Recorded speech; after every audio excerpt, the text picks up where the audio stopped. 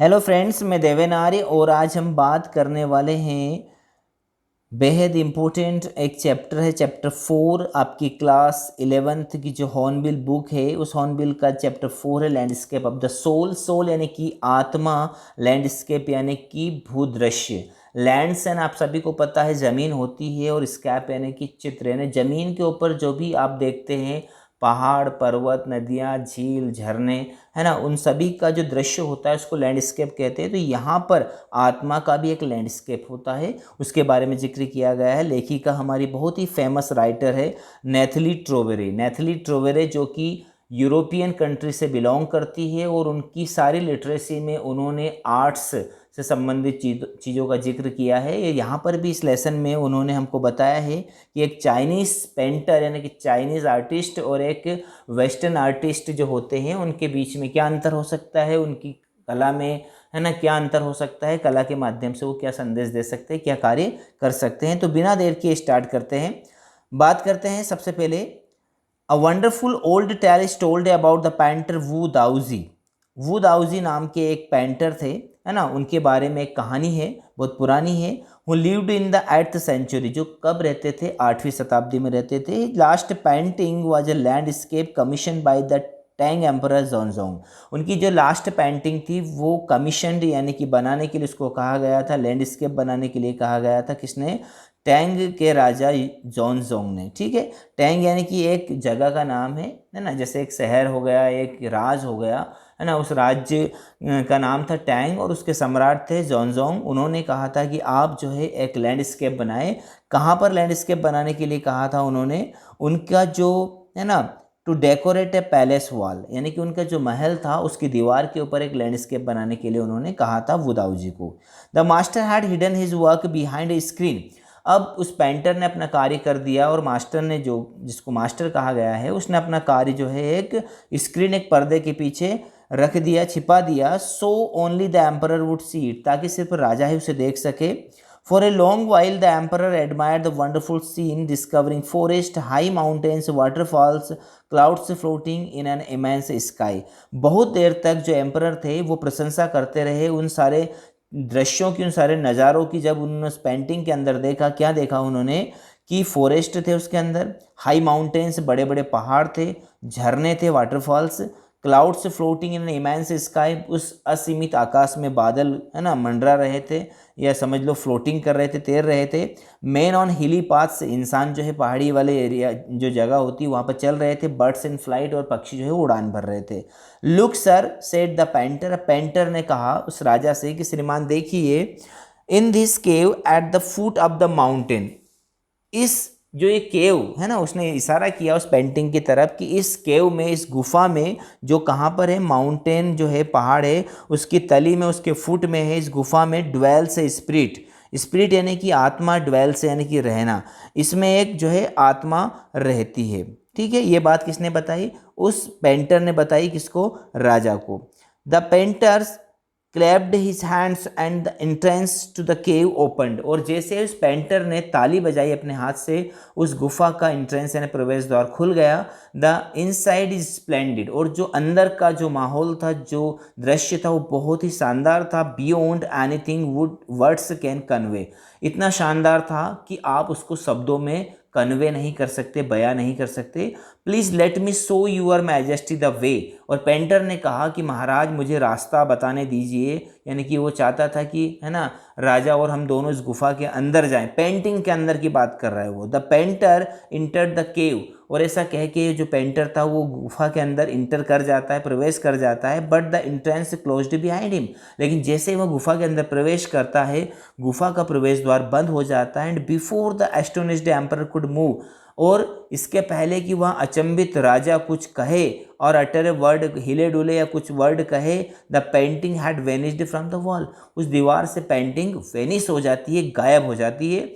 Not a trace of Wu Daozi's brush was left, और Wu Dauji के brush का भी कोई निशान नहीं रहता।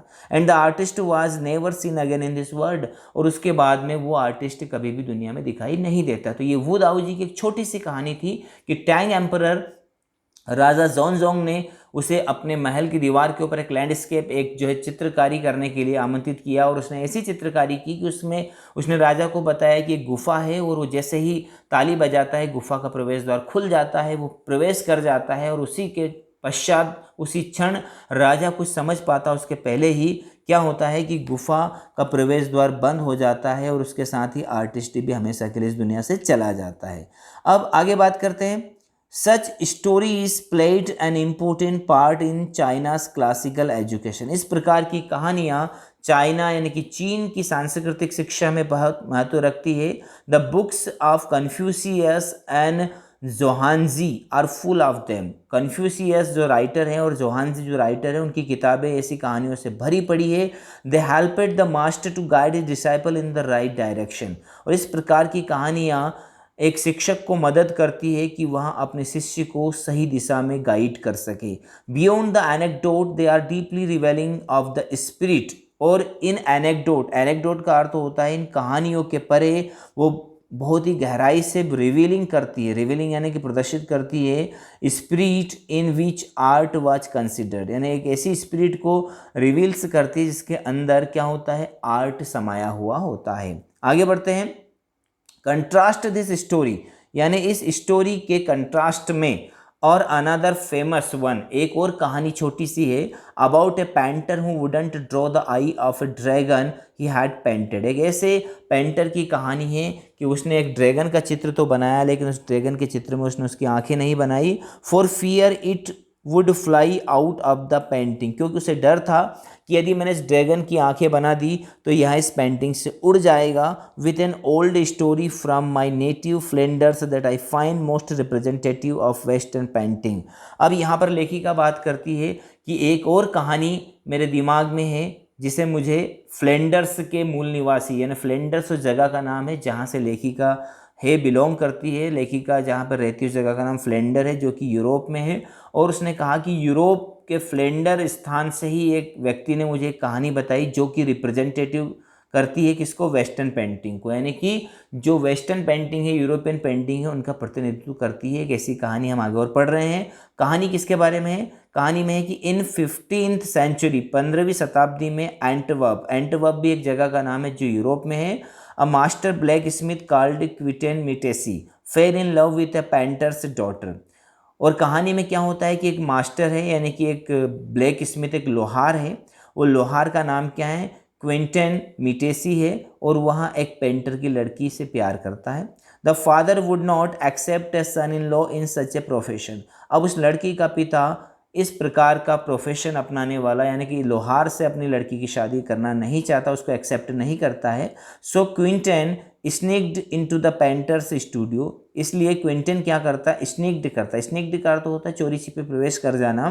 कहाँ पर प्रवेश कर जाता है? जहाँ पर उस पेंटर लड़की के पिता का स्टूडियो था। And painted A fly on his latest panel. और एक मक्खी का चित्र बना देता है उसके लेटेस्ट पैनल पर। पैनल का अर्थ होता है जो वो पेंटर पहले से जो पेंटिंग बना रहा था उसके ऊपर जाकर वो क्विंटन क्या करता है? एक मक्खी बना देता है।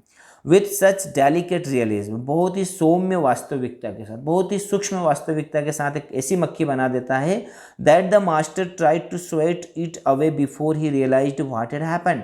इतनी वास्तविक मक्खी का चित्र वो बनाता है कि जब वो मास्टर आता है, वो चित्रकार आता है, तो उसको पता ही नहीं चलता है कि ये वास्तविक है या पेंटिंग है, और उसको वो उड़ाने लगता है, भगाने लगता है। ठीक है, यानी कि मक्खी को उसकी पेंटिंग के ऊपर से उड़ाना चाहता है, जबकि वो मक्खी क्या थी? उस क्विंटन द्वारा बनाई गई चित्रकारी थी। ठीक है, क्विंटन वाज इमीडिएटली, और ऐसी चित्रकारी करने के लिए क्विंटन को तत्काल immediately admitted as an apprentice into his studio. Apprentice का अर्थ होता है शिष्य बना लिया जाता है उस स्टूडियो में, उस चित्रकार के द्वारा, उस लड़की के पिता के द्वारा। ही मैरिड हिज बिलव्ड, उसकी शादी उसके बिलव्ड के साथ यानी उसकी प्रेमिका के साथ कर दी जाती है। And went on to become one of the most famous painters of his age, और वहाँ अपने युग का सबसे खास, सबसे बड़ा पेंटर, सबसे जाना माना पेंटर भी बन जाता है। अब आगे बात करते हैं। दिज टू स्टोरीज, ये जो दो कहानियाँ हमने पढ़ी, illustrate what each from of art is trying to achieve. ये हमको प्रदर्शित करती है कि वास्तव में कला क्या कर सकती है। A perfect illusionistic likeness in Europe, यानी यूरोप में एक जो है शानदार, लाइकनेस, इल्यूजनिस्टिक का अर्थ होता है कि जो हमारे अंदर भ्रम पैदा करते हैं ना। यूरोप में क्या है कि मक्खी बनाई तो मक्खी से भ्रम पैदा हो गया कि ये वास्तविक है या फिर ये फेक है।